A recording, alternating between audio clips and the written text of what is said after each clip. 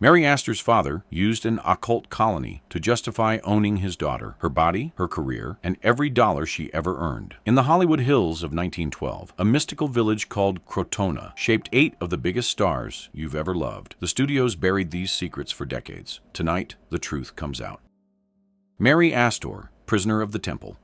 Long before the world knew her as Mary Astor, she was Lucille Vasconcelos Lanjanque, a little girl trapped in a prison disguised as paradise. Born in 1906 in Quincy, Illinois, her father, Otto Lanjanque, was a man who'd failed at nearly everything he'd tried. Business ventures crumbled, careers fizzled, dreams evaporated like morning fog. But Otto possessed something more dangerous than ambition. He had an unshakable belief that the universe owed him greatness, and he'd found the perfect philosophy to justify that belief. Theosophy promised ancient wisdom, cosmic consciousness, and the secrets of reincarnation. To Otto, it offered something even more intoxicating, a spiritual framework that positioned him as the enlightened patriarch of his family, a man whose authority came not just from being a father, but from understanding the very fabric of existence itself. When Otto discovered the Theosophical Society's colony in the Hollywood Hills, he saw his destiny unfolding. Krotona wasn't just a community, it was a complete world unto itself, perched in Beechwood Canyon, where the Hollywood sign would eventually rise. White-robed residents moved through meditation gardens, studied Sanskrit in the temple, and gathered for vegetarian meals while discussing karma and the path to enlightenment. Children weren't simply raised there. They were shaped, molded into what the community believed were spiritually advanced beings destined for greatness. For young Lucille, this meant days that began before dawn with meditation, lessons in ancient Eastern texts instead of normal schoolwork, and constant reminders that she was special, chosen, different from other children. But Otto's version of theosophy had a particular twist. He believed that as the spiritually enlightened head of his household, he possessed absolute authority over his daughter's life. Every breath she took, every thought she had, every movement she made, all of it belonged to him, sanctioned by cosmic law. Otto's wife, Helen, had learned long ago not to question her husband's spiritual convictions. She watched silently as he isolated their daughter from the outside world, as he controlled what Lucille ate, wore, read, and thought. This wasn't abuse in Otto's mind. This was enlightened parenting, preparing his daughter for her destined path. Then Otto noticed something that would change everything. His daughter was becoming breathtakingly beautiful, and just down the hill from their mystical sanctuary, a new industry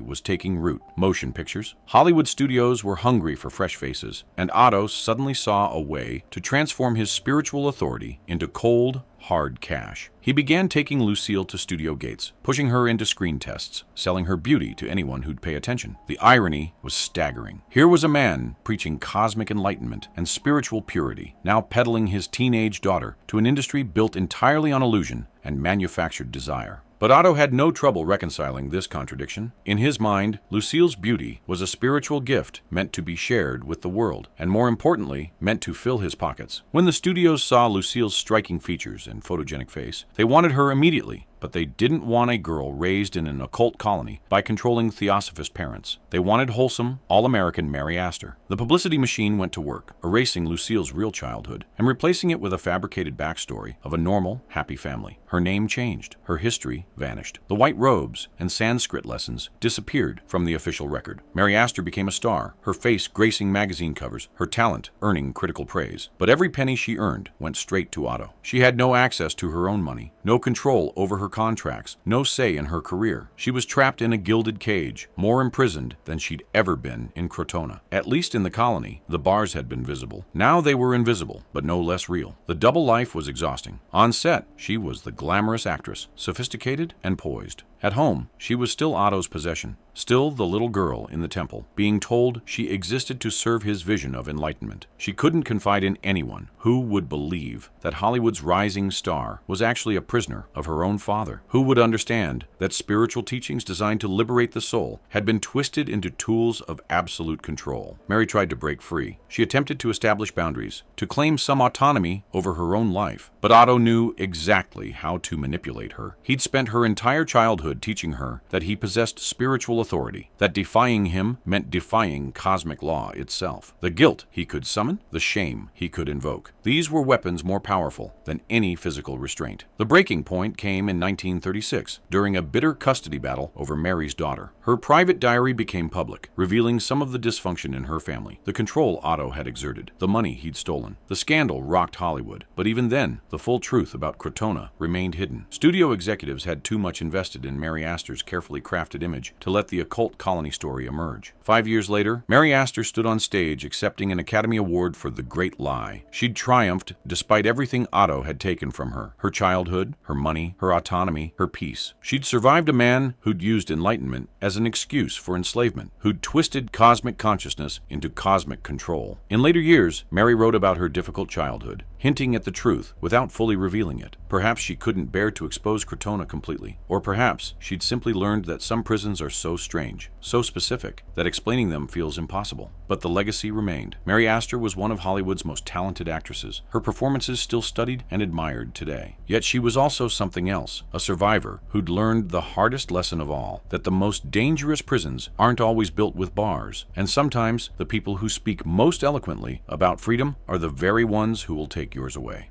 The mystical temple in the hills had promised enlightenment, but for Mary Astor, it had delivered only darkness disguised as light. But Mary Astor wasn't the only star imprisoned by Krotona's shadow. Our next star sought the mystics voluntarily, and it may have cost him his life at just 31 years old. Rudolph Valentino, the icon who departed seeking answers. August 23, 1926.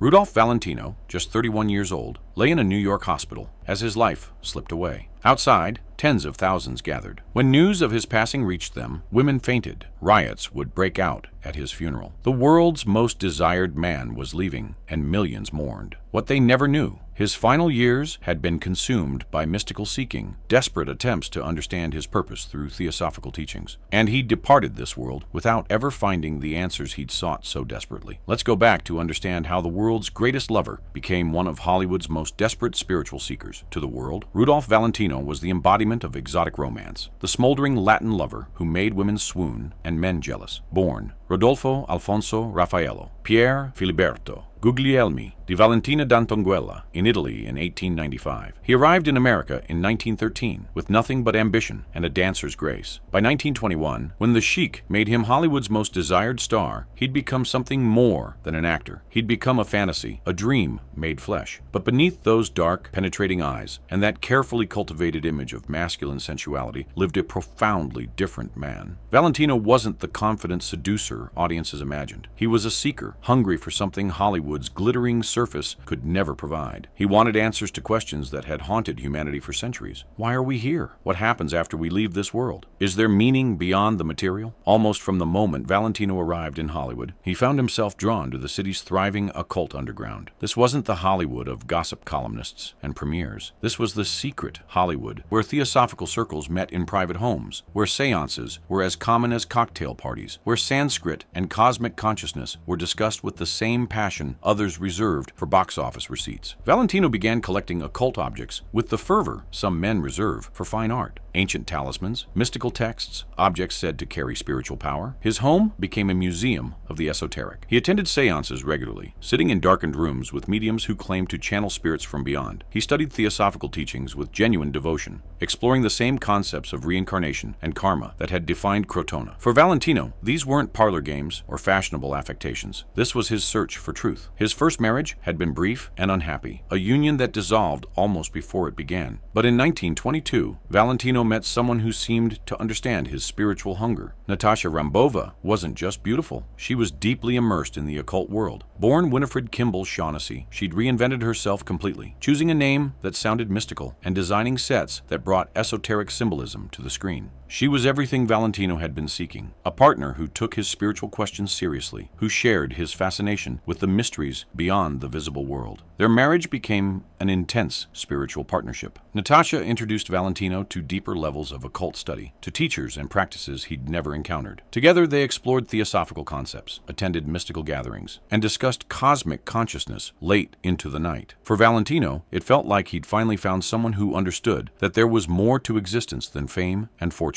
MGM executives, however, were horrified. They'd carefully crafted Valentino as the ultimate masculine ideal, and here was his wife encouraging him to explore mysticism, to question material success, to care more about spiritual evolution than box office returns. Natasha became Hollywood's most hated woman, blamed for leading their star astray. The pressure from the studio, combined with other tensions in their marriage, eventually proved too much. By 1925, the union had ended, leaving Valentino more spiritually adrift than ever. The final year of Valentino's life became a desperate quest. He intensified his mystical studies, visiting mediums with increasing frequency, seeking answers that seemed to dance just beyond his reach. Friends noticed a change in him, a restlessness, an urgency, as though he sensed time running short. He spoke often about destiny, about cosmic purpose, about whether he'd fulfilled what he was meant to accomplish. There were whispers, even then, that Valentino had an uncanny sense of his own fate. Some claimed he'd visited a fortune teller who'd warned him of danger. Others said he'd had dreams, premonitions, a feeling that his time in this world was drawing to a close. Whether these stories were true or invented by a public hungry for mystery, they added to the sense that Valentino was racing against an invisible clock. In August of 1926, Valentino collapsed in New York. What began as stomach pain rapidly became a medical crisis. He underwent emergency procedures, but complications set in, and on August 23rd, at just 31 years old, Valentino's life came to an end. The world reacted with a grief that bordered on hysteria. Tens of thousands lined the streets.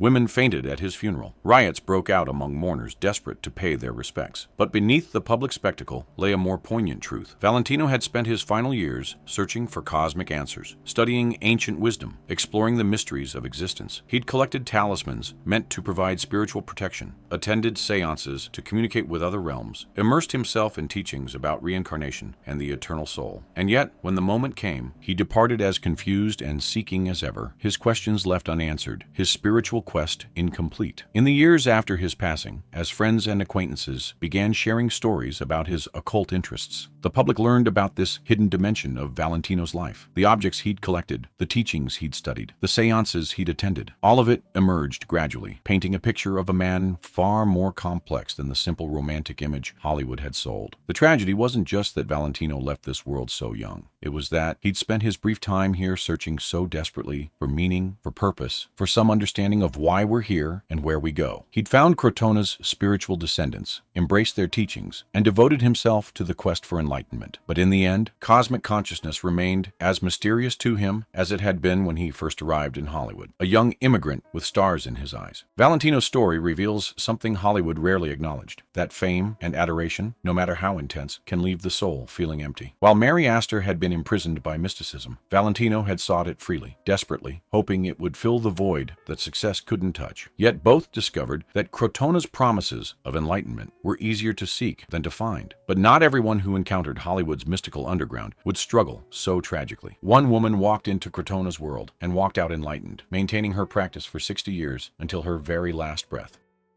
Gloria Swanson, the goddess who chose enlightenment.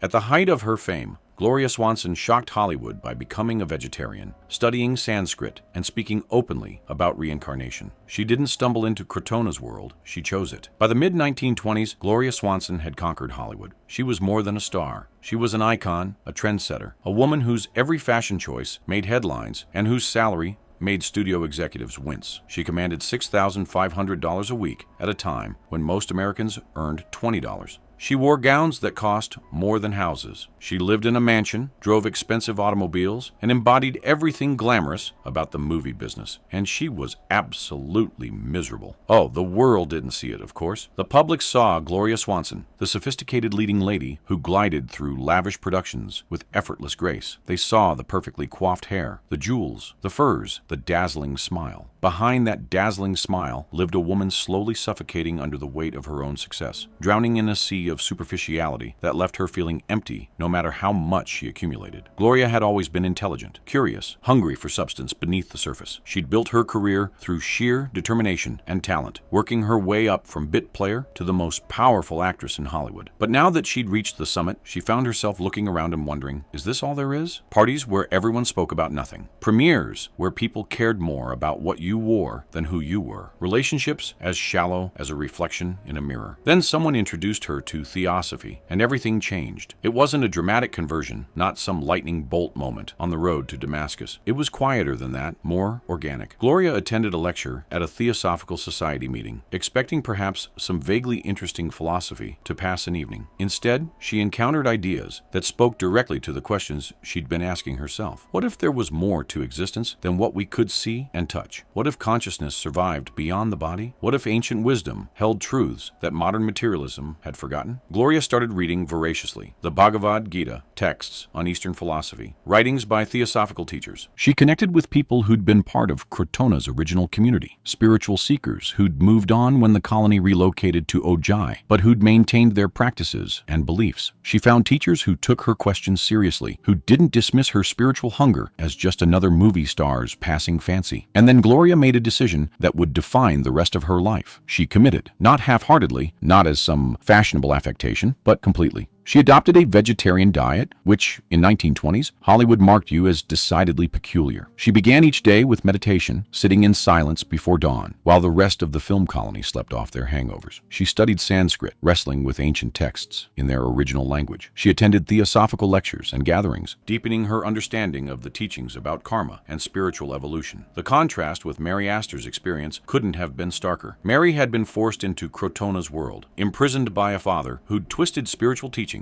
into tools of control. Gloria walked in freely, drawn by genuine spiritual hunger and her own choice. Mary's experience with Theosophy had been about domination and theft. Gloria's was about liberation and discovery. Same teachings, same basic philosophy, utterly opposite outcomes. Studio executives were nervous. They'd invested enormous sums in Gloria Swanson as a glamorous sophisticate, and here she was, talking publicly about reincarnation and cosmic consciousness. Behind closed boardroom doors, producers argued about what to do with their most valuable star who'd suddenly gone mystical, and the backlash was fiercer than publicity departments anticipated. Columnists mocked her openly. Hedda Hopper wrote that Swanson had lost her mind to Sanskrit nonsense. Louis B. Mayer himself called her into his office, demanding she stop discussing reincarnation in interviews. "You're making yourself unemployable," he warned. "Choose Theosophy or your career." Gloria chose Theosophy. Film offers dried up for 2 years. Friends from her glamorous past stopped calling. She'd gone from Hollywood's highest-paid actress to someone the industry whispered about as difficult and strange, but she never wavered. She meditated through the rejections, studied philosophy through the silence, and waited. What Gloria discovered through Theosophy wasn't escape from the world. It was a framework for engaging with it more fully. The teachings didn't make her less ambitious or less professional. If anything, they deepened her commitment to her craft, giving her access to emotional and psychological territories she'd never explored before. She approached her roles with new depth, new understanding of human complexity. Years passed, decades even, and Gloria never wavered. Through marriages and divorces, through career highs and professional setbacks, through the transition from silent films to talkies, to her eventual semi-retirement, Theosophy remained her anchor. She continued her daily meditation, maintained her vegetarian diet, studied and read and explored spiritual questions with the same intensity she'd once devoted to conquering Hollywood. Then came 1950, and Billy Wilder offered her the role of Norma Desmond in Sunset Boulevard. It was a part that could have been written as a cruel parody. A delusional former silent film star, trapped in a decaying mansion, clinging desperately to fantasies of a comeback that would never happen. Many actresses would have found playing such a character devastating, a mirror held up to their own fears and insecurities. But Gloria, grounded in decades of spiritual practice, saw something different. She understood Norma Desmond's tragedy with compassion rather than judgment. She recognized the performance as an opportunity to explore delusion and attachment, themes she'd studied extensively in Buddhist and Theosophical texts. And she delivered one of cinema's most unforgettable performances, creating a character both grotesque and heartbreaking, diluted yet somehow magnificent. The irony was exquisite. Here was Gloria Swanson, spiritually centered and psychologically grounded, playing a woman who'd lost all connection to reality. While Norma Desmond believed her own illusions, Gloria saw through them clearly. The role earned her an Academy Award nomination and cemented her legend, but it didn't define her. She knew exactly who she was, and it had nothing to do with the movie business. Gloria lived until 1989, maintaining her spiritual practices right up to the end. She never regretted the path she'd chosen, never looked back at mainstream Hollywood life with longing. She'd found something far more valuable than fame or fortune. She'd found meaning, purpose, a framework for understanding existence that sustained her through every challenge life presented. Where Mary Astor had been imprisoned by mysticism and Valentino had departed still seeking its promises, Gloria Swanson had found exactly what she was looking for. The same Theosophical teachings that had damaged one and eluded another had given her a life of depth, peace, and authentic spiritual fulfillment. She'd proven that Krotona's legacy didn't have to be tragic if you came to it freely, seeking truth rather than being forced into belief. But freedom wasn't always what seekers found in Hollywood's occult circles. Sometimes the search for enlightenment led to much darker places. While Gloria was discovering liberation, another star was studying forces that would consume him entirely, and his Dracula would feel terrifyingly real because he'd touched genuine darkness.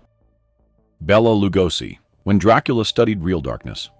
Bela Lugosi's Dracula felt too real, too knowing, perhaps because Lugosi didn't just act the part. He studied with Hollywood's occultists who believed supernatural powers were real. When Bela Lugosi wrapped that black cape around his shoulders and fixed the camera with those hypnotic eyes, audiences felt something that transcended mere performance. There was an authenticity to his portrayal of Count Dracula that made viewers genuinely uneasy, a sense that Lugosi understood darkness and supernatural power from somewhere deeper than an actor's imagination. They were right to feel that way. Lugosi's knowledge of the occult wasn't something he'd researched for a role. It was something he'd carried with him from childhood and cultivated throughout his life. Born Bela Ferenc Deso Blasco in 1882 in Hungary, Lugosi came from a region steeped in folklore, superstition, and occult tradition. The Carpathian Mountains weren't just the setting for Bram Stoker's vampire novel. They were a real place where old beliefs about spirits, curses, and supernatural forces remained part of everyday life. Lugosi grew up hearing stories about creatures that walked between worlds, about ancient powers that modern science couldn't explain, about rituals that could summon forces beyond human understanding. He didn't dismiss these stories as mere peasant superstition. Even as he pursued his theatrical career in Budapest, Lugosi maintained a fascination with the mystical and occult. By the time he fled Hungary's political upheaval in 1919 and made his way to Hollywood in the early 20s, he arrived with a worldview that embraced the supernatural as genuine reality, not just stage tricks and special effects. Hollywood in the 1920s wasn't just building a film industry. It was also cultivating a thriving occult underground. Theosophical circles, esoteric societies, meditation groups, and spiritualist gatherings flourished in the city's bohemian corners. For someone like Lugosi, who already believed in forces beyond the material world, this mystical community felt like home. He connected with Krotona's spiritual descendants, with teachers and practitioners who studied Eastern mysticism, Western occultism, and everything in between. But Lugosi's interests ran darker than the relatively benign teachings of Theosophy. Seances became a regular practice. He'd sit for hours in candlelit rooms, attempting to contact forces most people didn't believe existed. He collected occult texts, studying rituals and practices that promised access to hidden powers. He explored traditions that dealt not with cosmic consciousness and enlightenment, but with shadow work, with understanding the darker aspects of existence, with forces that dwelt in the spaces between light and dark. Friends and colleagues noticed objects in Lugosi's home that seemed strange, even disturbing. Talismans, ritual implements, books bound in unusual materials. He spoke casually about supernatural experiences, about sensing presences,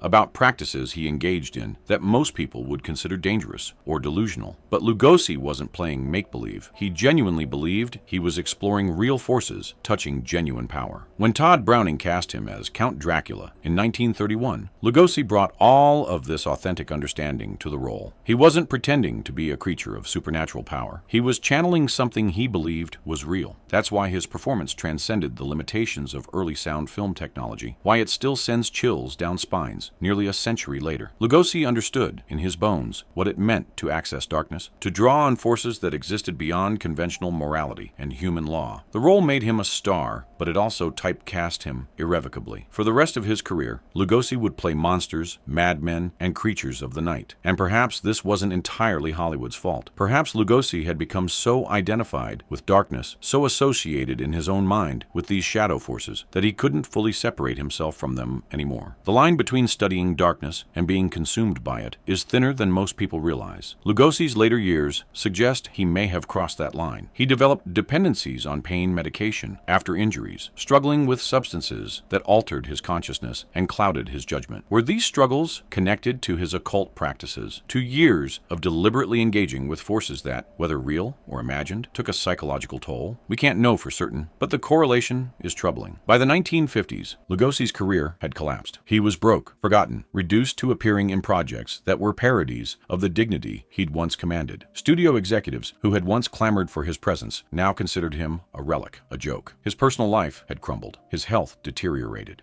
The man who'd studied supernatural power found himself powerless against the mundane realities of aging, poverty, and obscurity. In 1956, at 73 years old, Lugosi's life came to an end. He was buried in his Dracula cape, the costume that had defined him, trapped him, and perhaps in some strange way, become who he really was. The immigrant who'd arrived in Hollywood with genuine belief in occult forces departed having played monsters so convincingly that the world could never see him as anything else. Lugosi's story carries a warning that Gloria Swanson's didn't. Where she'd found liberation in mysticism, he'd found something darker. Where she'd approached spiritual seeking with discernment and balance, he'd plunged into territories that may have been too dangerous, too consuming. The occult knowledge that made his performance as Dracula so terrifyingly authentic may have exacted a price he hadn't anticipated paying. There's something profoundly tragic about a man who understood darkness so well that he became trapped in it, who touched shadows so often that he could no longer find the light. Lugosi proved that Krotona's legacy and Hollywood's occult underground could offer not just enlightenment or imprisonment, but something more ambiguous and dangerous, a seduction into realms where the consequences only became clear once escape was no longer possible. We've seen 4 journeys now: Mary imprisoned by mysticism, Valentino consumed by seeking, Gloria liberated through practice, and Lugosi destroyed by darkness. Each path was different, but they all started in the same place, Krotona's mystical temple in the Hollywood Hills. Which story has shaken you most? Let us know in the comments, because we're only halfway through, and the stories about to unfold are even more shocking. Our next star didn't just visit the mystics, she brought them into the heart of Hollywood itself, creating a sanctuary that would change the industry forever. Alla Nazimova, the Russian mystic who built her own temple.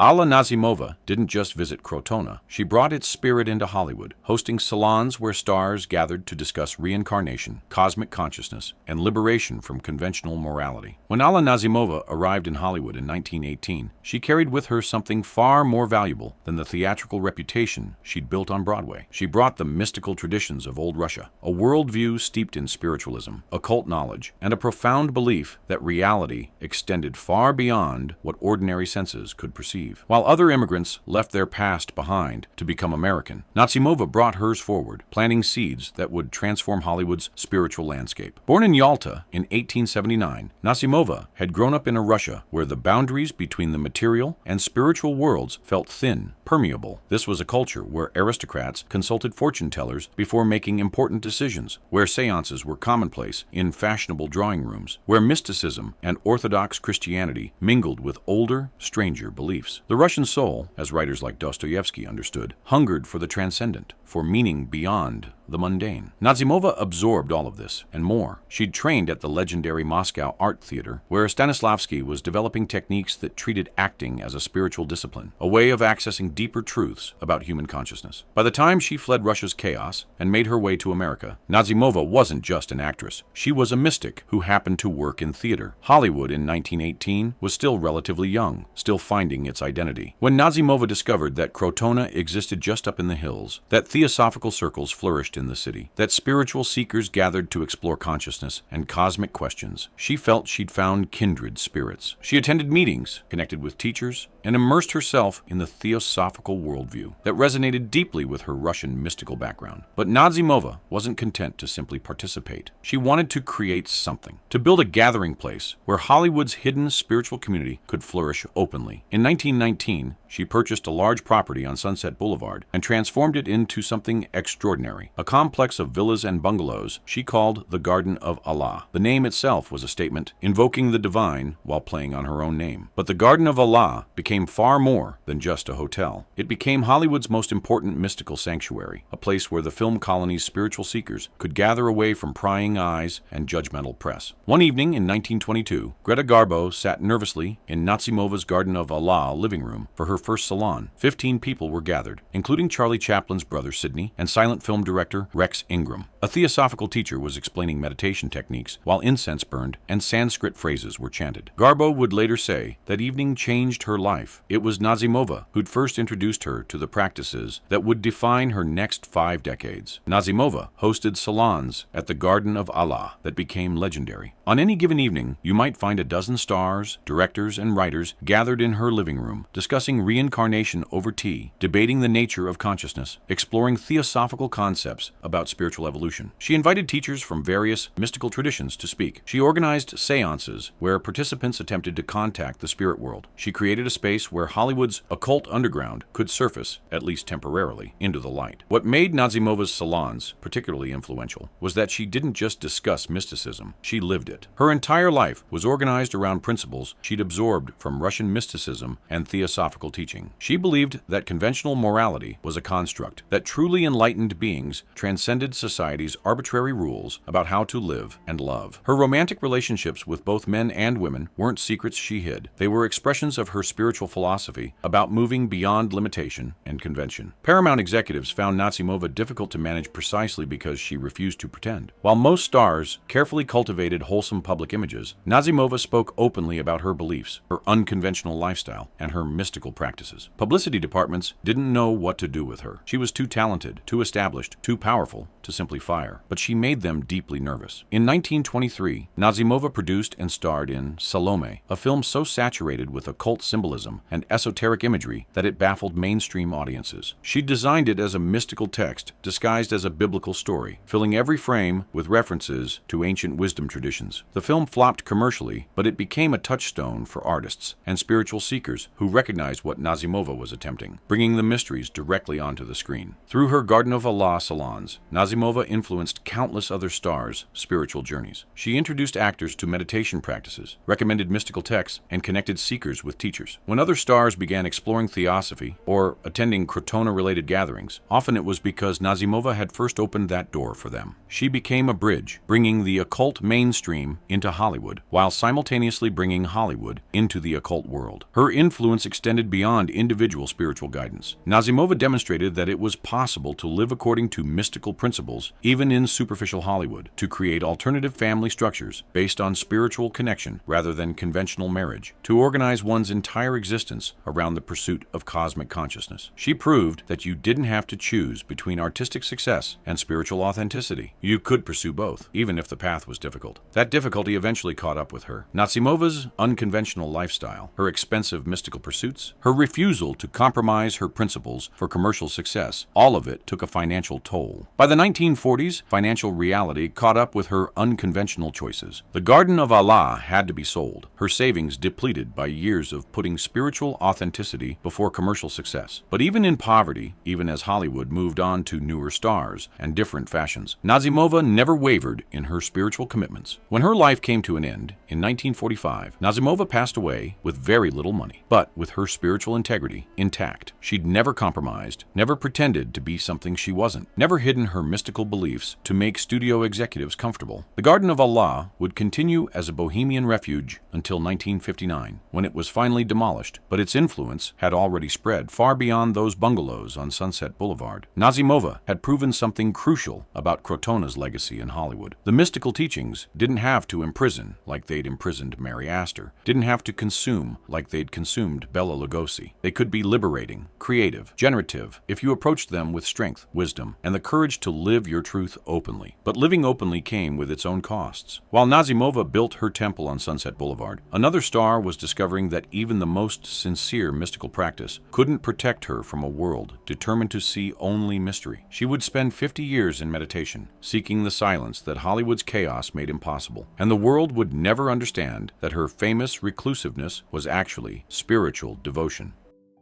Greta Garbo, the recluse who wasn't alone.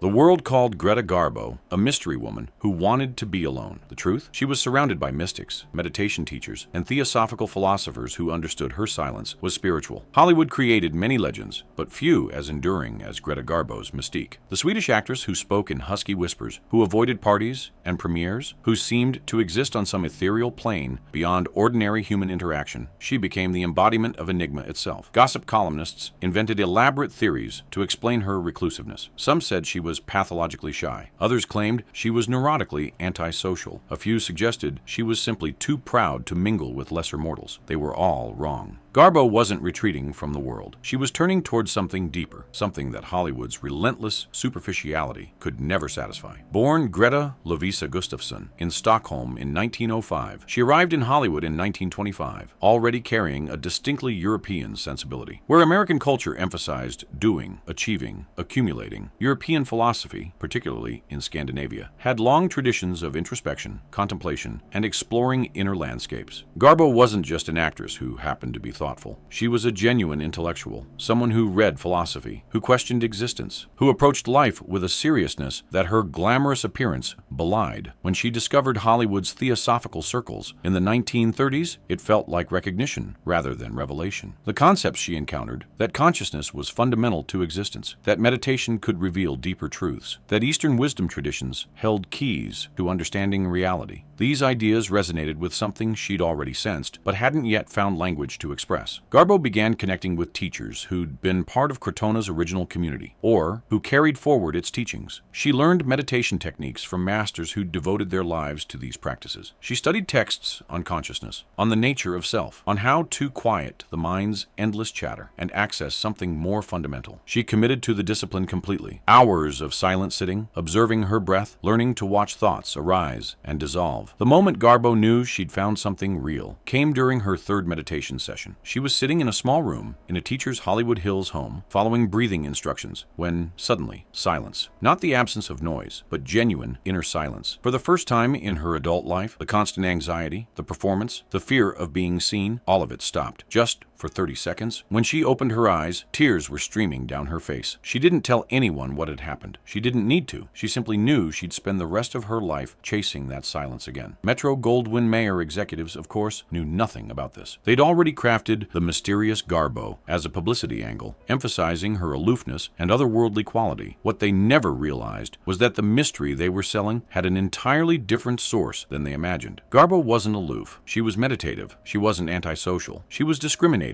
about where she invested her energy. She wasn't avoiding people. She was protecting the inner silence she'd worked so hard to cultivate. Her famous reclusiveness served a dual purpose. On one level, it was genuine spiritual practice. Meditation traditions emphasized the importance of silence, solitude, and limiting stimulation. Garbo understood that attending endless parties and granting countless interviews would fragment her consciousness, pulling her away from the centered peace she'd discovered. On another level, her privacy protected her spiritual life from the mockery and misunderstanding it would inevitably face if exposed to public scrutiny. While gossip columnists speculated about romantic entanglements and Hollywood rivals whispered about her peculiarities, Garbo was living a life of remarkable depth. She maintained connections with spiritual teachers throughout her career, seeking guidance and deepening her practice. She read extensively, not just scripts, but philosophical and mystical texts that few in Hollywood even knew existed. She organized her entire existence around the cultivation of inner peace, treating her spiritual development with the same seriousness most people reserve for their careers. This practice profoundly influenced her work. Watch Garbo on screen, particularly in her greatest performances, and you're seeing someone who'd learned to access depths of consciousness that most actors never approach. Her famous ability to convey complex emotion with minimal movement, to communicate inner life through subtle shifts in expression. These weren't just acting techniques. They were the fruits of years spent in meditation, learning to observe consciousness itself, understanding how thought and emotion moved through awareness. In Ninochka, Camille, Queen Christina, Garbo brought a quality that transcended mere performance. There was a stillness at her center, a depth in her eyes that suggested someone who genuinely looked within and found something worth protecting. Her otherworldliness wasn't manufactured by studio lighting or careful costuming. It came from being someone who lived partly in a different realm, who maintained contact with something beyond Hollywood's glittering surface. When Garbo walked away from films in 1941, at just 36 years old, the industry was stunned. She was still beautiful, still commanding top billing, still capable of drawing audiences. Why would she abandon such success? The explanations offered were typically superficial. She feared aging on screen. She'd lost interest in acting. She'd grown too eccentric to work with. None of these captured the truth. Garbo left because she'd found something more valuable than fame. Her spiritual practice had shown her that consciousness, properly cultivated, offered rewards that no amount of acclaim could match. She spent the remaining decades of her life deepening that practice, maintaining her connections with spiritual teachers, living according to principles she'd discovered through meditation and study. The world continued to speculate, to wonder, to try understanding why Garbo had chosen such self-imposed exile, but she never felt compelled to explain herself. herself. She understood something that eluded her biographers and the gossip columnists who pursued her, that not everything needs to be shared, that some treasures are meant to be private, that the truly valuable experiences in life often can't be communicated to those who haven't undertaken similar journeys. When her life came to an end in 1990, she departed having maintained her spiritual practice for more than half a century. The public eulogies focused on her film legacy, on the mystery she'd embodied, on her status as the ultimate reclusive star. Almost no one mentioned the spiritual depth that had actually defined her life, the daily meditation practice, the commitment to inner development that had sustained her through 50 years away from the spotlight. Garbo had proven something crucial about Krotona's legacy, that mystical practice didn't have to advertise itself to be authentic, that the deepest spiritual lives often remain hidden, that genuine peace comes from within rather than from external validation. These hidden histories deserve to be shared. If Hollywood's mystical origins fascinate you, share this with fellow classic film lovers. Let's reveal these mysteries together, because what we're about to discover next shows that even the most sincere spiritual seeking couldn't always provide refuge from the world's cruelty. While Garbo found peace in silence, our next star learned that meditation and Eastern philosophy, no matter how deeply practiced, couldn't protect him from a society that wanted him destroyed simply for who he loved.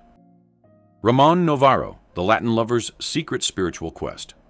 To millions, Ramon Novarro was Hollywood's exotic romantic idol. Behind closed doors, he was a deeply spiritual seeker, studying meditation and Eastern philosophy with Krotona's teachers. When Metro-Goldwyn-Mayer needed someone to rival Rudolph Valentino's smoldering appeal, they found Ramon Novarro. Born José Ramón Gil Samaniego in Durango, Mexico in 1899, he fled his country's revolution and arrived in Los Angeles in the early 20s with little more than ambition and extraordinary good looks. Film executives saw in him everything they wanted. Dark eyes that smoldered for the camera, exotic features that seemed to promise forbidden romance, and a graceful athleticism perfect for silent cinema's grand adventures. They made him a star, but they also made him a lie. The Ramon Novarro that MGM sold to the world was a passionate Latin lover, a man who set women's hearts racing, the answer to every romantic fantasy. Magazine covers showed him gazing intensely at beautiful actresses. Studio publicity suggested torrid affairs and broken hearts left in his wake. The image was carefully crafted, meticulously maintained, and utterly false. The real Ramon Novarro was something far more complex and, in Hollywood's judgment, far more dangerous. He was a devout Catholic, struggling with same-gender attraction in an era when such feelings had to be hidden completely. He was a sensitive,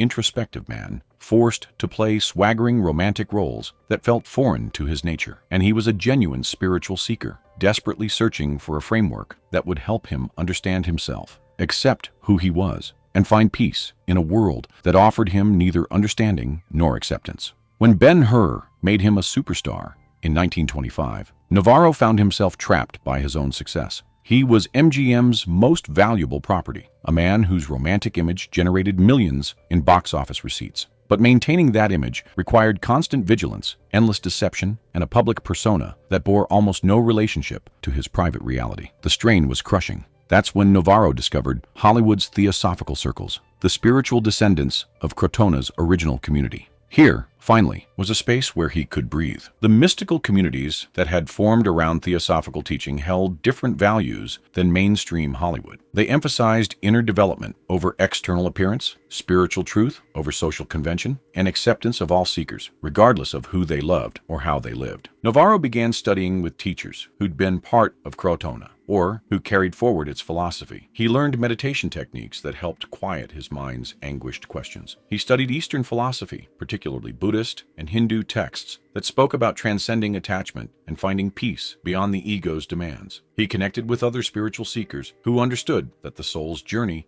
mattered more than society's narrow judgments. These mystical practices became Novarro's refuge, the place where he could be authentically himself. In meditation, he didn't have to pretend to be the Latin lover. In spiritual study groups, he could explore questions about identity, purpose, and meaning without fear of exposure. Among fellow seekers, he found acceptance that Hollywood's mainstream would never offer, and for years, it worked. Novarro found genuine joy in his spiritual practice. Friends from the Theosophical community remember him laughing during meditation sessions. His face transformed when discussing cosmic consciousness. He'd host quiet dinner parties where the conversation flowed from philosophy to poetry, where being himself felt, for brief moments, completely safe. He even mentored younger actors struggling with their own hidden identities, offering them the same refuge the mystical teachers had given him. His Catholic faith complicated things, of course. The Church taught that his natural inclinations were sinful, that his very nature was disordered. But Theosophical philosophy offered a different perspective, that consciousness transcended physical form, that the soul evolved through many lifetimes, that love, in all its expressions, was part of the divine.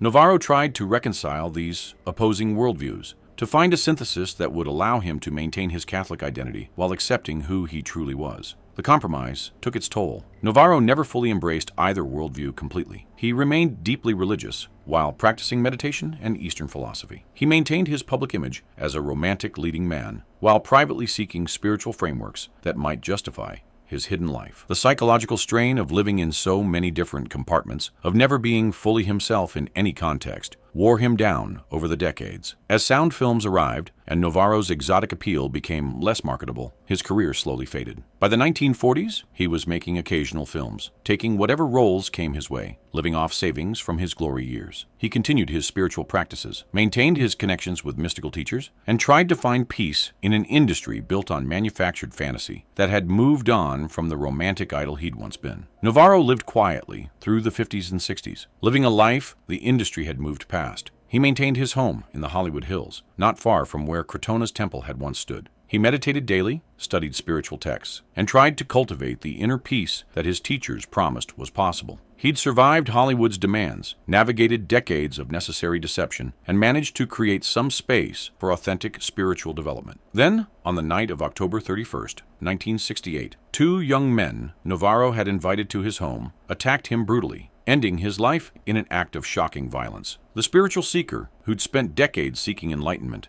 and peace, met his end in a manner that seemed to mock everything he'd pursued. The man who'd studied meditation and Eastern philosophy about transcending suffering departed this world in circumstances of terrible violence. The aftermath was devastating in ways beyond the immediate tragedy. Posthumous revelations about Navarro's private life exposed what he'd hidden for decades: his relationships with men, his double life, the gulf between his public image and private reality. The spiritual practices that had sustained him through years of necessary deception became footnotes to more sensational revelations about his hidden identity. Yet those who'd known Navarro in the mystical communities remembered something different. They recalled a gentle soul who'd taken his spiritual studies seriously, who'd meditated with genuine devotion, who'd tried earnestly to find a path toward self-acceptance and inner peace. They remembered someone who'd been dealt an almost impossible hand, a gay man in homophobic Hollywood, a sensitive soul forced to play a swaggering lover, a spiritual seeker trapped in an industry built on illusion, and who'd somehow survived for decades by finding refuge in mysticism.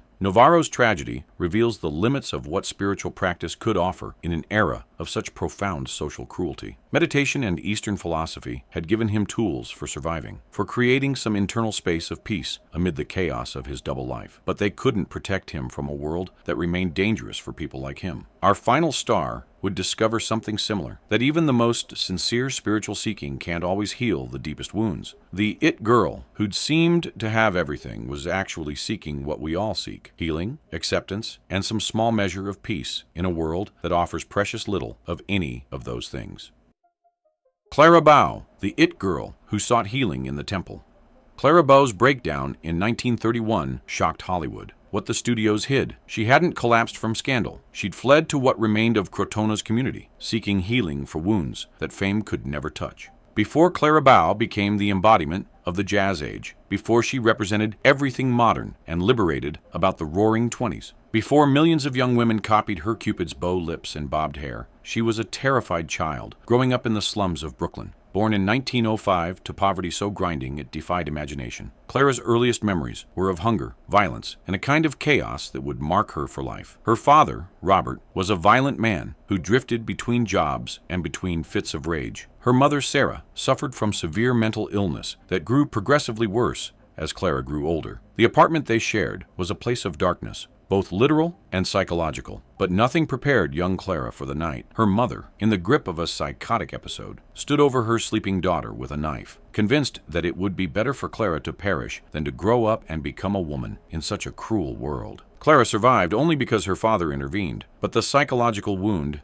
never healed. This was the foundation on which Clara Bow's life was built: trauma, terror, and a desperate need to escape into something, anything, that might feel safe. When she won a magazine beauty contest in 1921, it seemed like providence. Hollywood beckoned, promising transformation, offering the chance to become someone entirely different from the frightened Brooklyn girl who still heard her mother's voice in the dark. Clara arrived in Hollywood in 1923, the same year Krotona still maintained its presence in the Hollywood Hills. She was 18 years old, already carrying wounds that should have destroyed her, but somehow still fighting, still hoping that fame and success might fill the void her childhood had created. Film executives saw her natural vivacity, her uninhibited energy, her genuine warmth that came across even in silent film. They made her a star, but they also made her a symbol. The It Girl, the flapper who embodied everything free and modern about the new era. But the It Girl image was as false as Ramon Navarro's Latin lover or Mary Astor's wholesome family background. Beneath Clara's seemingly carefree exterior lived someone carrying profound psychological trauma. She suffered from what we'd now recognize as severe anxiety and post-traumatic stress. She had nightmares about her mother. She experienced panic attacks before and after filming. She struggled with insomnia so intense that sleep became something she both craved and feared. In her vulnerability and searching, Clara encountered the same theosophical circles that had touched so many other stars. Teachers who'd been part of Krotona, or who carried forward its philosophy, reached out to young stars like Clara, who seemed to be struggling. They offered meditation techniques, spoke about healing through spiritual practice, and promised that inner peace was possible, even for those carrying the deepest wounds. Clara tried. She attended gatherings, learned basic meditation, explored ideas about consciousness and healing that offered hope. Her childhood pain might somehow be transcended. The contradiction was striking. By day, she was the wild party girl, the symbol of jazz age abandon. By night, she was seeking spiritual refuge, trying to find some path towards the peace that fame had promised but never delivered. Then the late 20s brought sound films, and Clara's career began to falter. Her Brooklyn accent didn't suit the sophisticated roles sound cinema demanded. Worse, the press turned on her viciously. Scandals erupted, some based on truth, many entirely fabricated, all designed to sell newspapers by destroying the It Girl's reputation. Clara, already psychologically fragile, began to crumble under the assault. In 1931, what Paramount executives called nervous exhaustion was actually a complete psychological breakdown. Clara couldn't work, couldn't function, couldn't maintain the pretense any longer. The carefully hidden truth was that she'd fled Hollywood entirely, seeking refuge with Theosophical teachers in Ojai, California, the very place where Krotona had relocated in 1924. For months, Clara lived quietly in that spiritual community, far from cameras and gossip columnists and the relentless demands of stardom. She meditated daily, received counseling from teachers trained in both spiritual and psychological approaches, and tried desperately to heal wounds that ran so deep they felt bottomless. The community offered her something Hollywood never had: acceptance without judgment, refuge without demands, silence without expectations. But some wounds are simply too profound for any practice to fully heal. Clara attempted a comeback, tried to resurrect her career, but she'd lost something essential in the breakdown. The spontaneous joy that had made her special on screen was gone, replaced by visible anxiety and self-consciousness. By 1933, at just 28 years old, Clara Bow retired from films permanently. She spent the remaining 3 decades of her life in quiet obscurity, living a life the industry had moved past. She married, had children, tried to build a normal life. She maintained connections with spiritual practices she'd learned in Ojai, continuing to meditate, to study, to seek the peace that remained perpetually just out of reach. The mental illness that had claimed her mother manifested in Clara as well: anxiety, depression, and psychological struggles that she battled until her life came to an end in 1965. Only decades later, when biographers began researching Clara Bow's life in depth, did the full story emerge: the horrific childhood trauma, the desperate seeking for spiritual healing, the months spent in theosophical communities trying to recover her shattered psyche. Paramount executives had hidden it all, protecting their investment by creating a fiction of simple exhaustion, followed by voluntary retirement. The tragedy of Clara Bow's story is that even Krotona's most genuine teachings, even months of sincere meditation and spiritual counseling, couldn't completely heal wounds inflicted so early and so deeply. The mystical teachings had given her tools for survival, but some wounds run too deep for any practice to fully erase. What Krotona offered wasn't a cure, it was refuge. But there's grace in her story too. The mystical community in Ojai gave her sanctuary. When Hollywood abandoned her, offered acceptance when the press had destroyed her reputation, provided tools that helped her survive 3 more decades when she might otherwise have succumbed entirely to the darkness her mother had passed down. Clara Bow proved that spiritual seeking isn't always about achieving enlightenment or finding perfect peace. Sometimes it's simply about survival, about discovering practices that make life bearable when circumstances have made it nearly unbearable. The it girl, who'd seemed to have everything, had actually been seeking what we all seek: healing, acceptance, and some small measure of peace in a world that offers precious little of any of those things. She found it, not completely, but enough. And perhaps in the end, enough is all any of us can hope for. 8 stars. 8 different journeys through Hollywood's occult world. From Mary Astor's imprisonment to Gloria Swanson's enlightenment. From Valentino's desperate seeking to Clara Bow's attempted healing. What these stories reveal is something Hollywood worked desperately to hide. That beyond the carefully constructed images, these were human beings searching for meaning, peace, and some understanding of why we're here. Krotona moved to Ojai in 1924, but its seeds remained planted deep in the Hollywood Hills. Some stars, like Mary and Ramon, paid terrible prices for their connections to the mystical underground. Others, like Gloria and Garbo, found genuine liberation. And some, like Clara, discovered that even the most sincere spiritual seeking can only do so much to heal the deepest wounds. Today, the Hollywood sign stands near where Krotona's temple once rose. Few realize that the ground beneath it once held a vision of spiritual enlightenment that would touch some of cinema's greatest stars. Every carefully crafted image hid a seeking soul, trying to find meaning in an industry built on illusion. Thank you for uncovering Hollywood's mystical heart with us. Subscribe to Golden Age Files for more hidden truths the studios never wanted revealed. Comment below which star's journey moved you most. And remember, when Krotona moved to Ojai, they left something behind in those Hollywood hills, something that still draws seekers today, but that's a story for another time. This is Golden Age Files, where we reveal the souls behind the silver screen.